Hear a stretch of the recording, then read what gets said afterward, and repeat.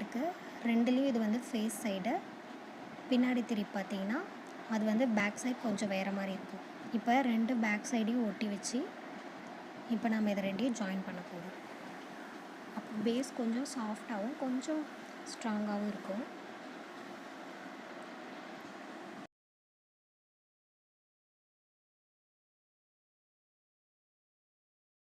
நீங்கள் மெஷர்மெண்ட் எல்லாம் கரெக்டாக போட்டு கவுண்டிங்ஸ்லாம் கரெக்டாக பண்ணி போட்டிங்கன்னா தான் பேஸ் ஒரே மாதிரி இருக்கும். இப்போ அந்த ஷூ ஜாயின் பண்ணியிருக்கேன் இல்லையா, அது ஒரு டிசைன் மாதிரி தெரியுது. அதே மாதிரியே இதையும் நான் ஜாயின் பண்ண போகிறேன்.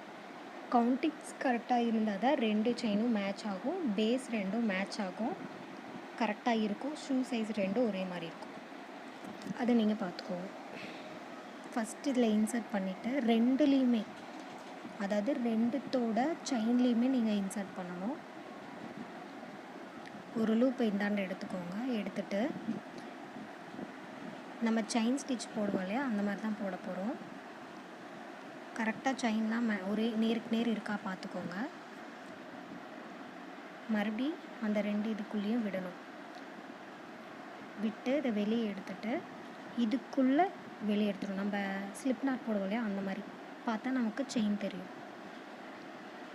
ஓகே, மறுபடியும் நான் பண்ணி காட்டுறேன்.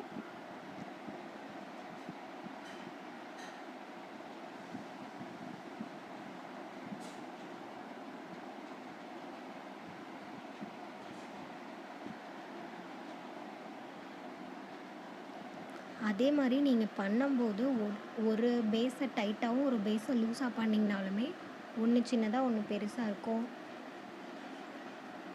கொஞ்சம் பார்த்து எல்லாம் பண்ணுங்கள். ஒரே மாதிரி டைட்டாகவும் இல்லாமல் லூஸாகவும் இல்லாமல் பண்ணிக்கோங்க. இப்போ இதே மாதிரி ஃபுல்லாக நான் போடுறேன். போட்டுட்டு இப்போ நம்ம அந்த எக்ஸஸாக இருக்க த்ரெட்டை கட் பண்ணி விட்டுடலாம்.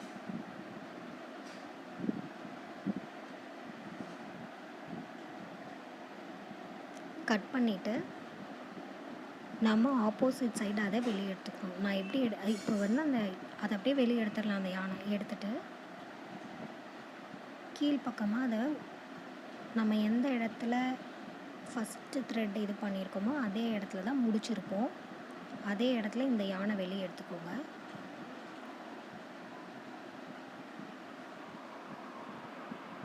எடுத்துகிட்டு 2யும் வந்து நாட் பண்ணிக்கோங்க, நாட் போட்டுக்கோங்க. இப்போ பார்த்தீங்கன்னா நல்லா மொத்தமாக இருக்குது, சாஃப்டாகவும் இருக்குது. நாட் போட்டுக்கோங்க. 2ம் பார்த்திங்கன்னா ஒரே இடத்துல எடுத்தாச்சு. இப்போ நாட் பண்ணிவிட்டு அதை கட் பண்ணிடலாம்.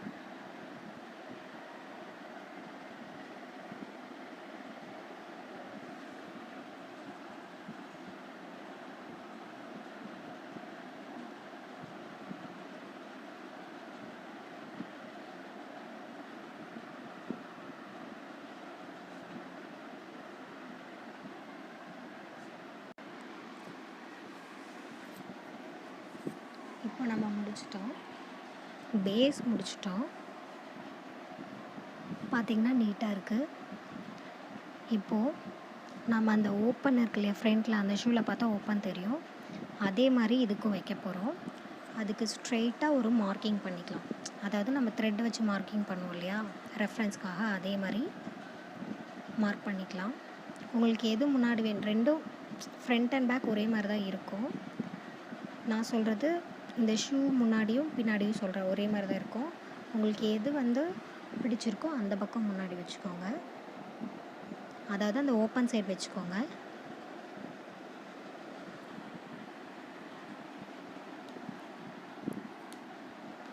ஸ்ட்ரெயிட்டாக நீங்கள் வந்து ரெஃபரன்ஸ் த்ரெட்டை வச்சுக்கோங்க. அந்த இடத்துல ஓப்பனிங் வரும்.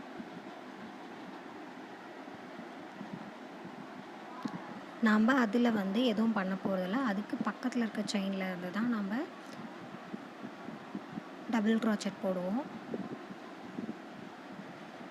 இப்போ கவுண்ட் பண்ணி பார்த்திங்கன்னா 9 இருக்கும். அதே மாதிரி அந்த ஷூலேயும் நீங்கள் கவுண்ட் பண்ணி பார்த்தா 9 இருக்கும். அப்போ தான் ஓப்பனிங் 2க்கும் ஒரே சைஸில் இருக்கும். இப்போது அதுக்கு பக்கத்தில் இருக்கிற செயினில் நாம் அந்த 2யும் ஜாயின் பண்ணியிருக்க செயினை டிஸ்டர்ப் பண்ணக்கூடாது. அதை டிஸ்டர்ப் பண்ணாமல் நாம் வந்து டபுள் க்ரோச்செட் பக்கத்தில் போடணும். த்ரெட் எடுத்துக்கிட்டு டபுள் க்ரோச்சட் உங்களுக்கு எப்படி போடணும்னு தெரியும். நம்ம இதில் அதிகமாக டபுள் க்ரோச்சட் தான் யூஸ் பண்ணியிருப்போம்.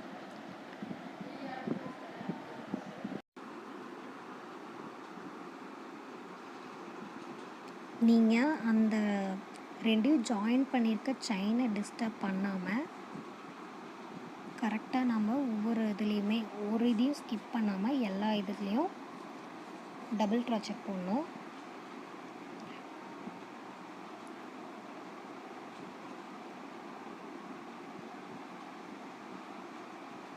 இங்கேருந்து இது ஃபுல்லாக நம்ம வந்து இது அந்த மார்க்கிங் போட்டிருக்கோம் இல்லையா, அதில் போடக்கூடாது. அதுக்கு முன்னாடி வரைக்கும் நம்ம போடணும். இப்போ நமக்கு இனிமேல் இந்த ரெஃபரன்ஸ் தேவைப்படாது, அந்த மார்க்கிங் தேவைப்படாது, எடுத்துடலாம். அதை எடுத்துட்டு இப்போ நம்ம என்ன பண்ணோன்னா ஷோ திருப்பிக்கலாம். பார்த்தீங்கன்னா உங்களுக்கு தெரியும், ஒரு சின்னதாக தான் இருக்கும். உங்களுக்கு எந்த ஹைட் வேணுமோ அந்த ஹைட் வரைக்கும் நீங்கள் டபுள் க்ரோச்சட் போட்டுட்டு வரலாம். நான் வந்து 4 ரோ டபுள் க்ரோச்சட் போட போகிறேன். இப்போ எப்படி திருப்பி மறுபடியும் டபுள் க்ரோச்சட் போடணும் அப்படின்னு சொல்லியிருக்கேன்.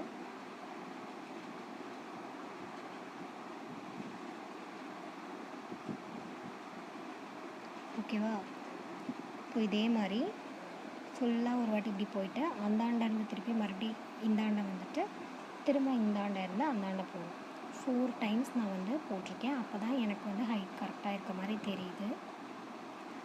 எனக்கு அந்த ஹைட் வரைக்கும் வேணும். ஸோ நான் ஒரு 4 டைம்ஸ் போட்டுக்கிறேன், 4 ரோஸ் போட்டுக்கிறேன்.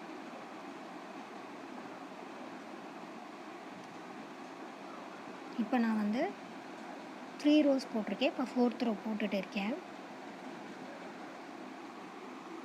டபுள் க்ரோச்சட்டே தான் ஃபுல்லாக இதுக்கு போட்டிருக்கோம்.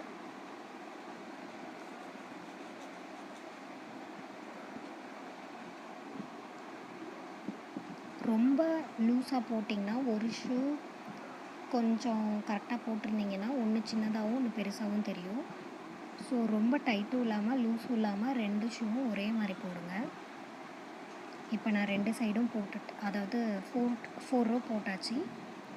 இப்போ பார்த்தீங்கன்னா இந்தாண்ட எனக்கு வந்து ஸ்ட்ரெயிட்டாக இருக்குது, கரெக்டாக தான் இருக்குது. இந்த பக்கம் பார்த்தீங்கன்னா இந்த இதை பார்த்தா ஸ்ட்ரெயிட்டாக தான் இருக்குது. இப்போ இந்த லூப் என்ன பண்ணுறோன்னா, அந்த பக்கம் ஒரு வெரி வெரி பிகினிங் லூப் தெரியுது இல்லையா, செயின் வெரி வெரி பிகினிங், அதில் இன்சர்ட் பண்ணிவிட்டு நீடில் இன்சர்ட் பண்ணிவிட்டு அந்த லூப்பை இதுக்குள்ளே விட்டு எடுத்துருவோம். அதை கொண்டு வந்து இதோட விட்டு எடுத்துருவோம். நாம் இந்த இடத்துல ஒரு நாட் போட்டுருவோம்.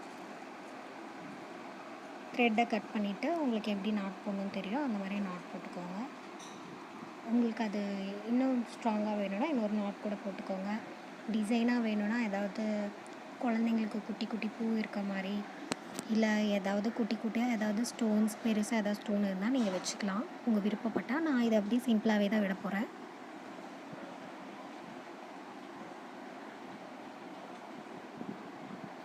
இதில் விட்டு எடுத்து ஒரு நல்லா ஸ்ட்ராங்காக நல்லா இழுத்துக்கோங்க. அவ்வளோதான். அதை கட் பண்ணிட்டா ஷூ வந்து கம்ப்ளீட் ஆகிடுச்சு.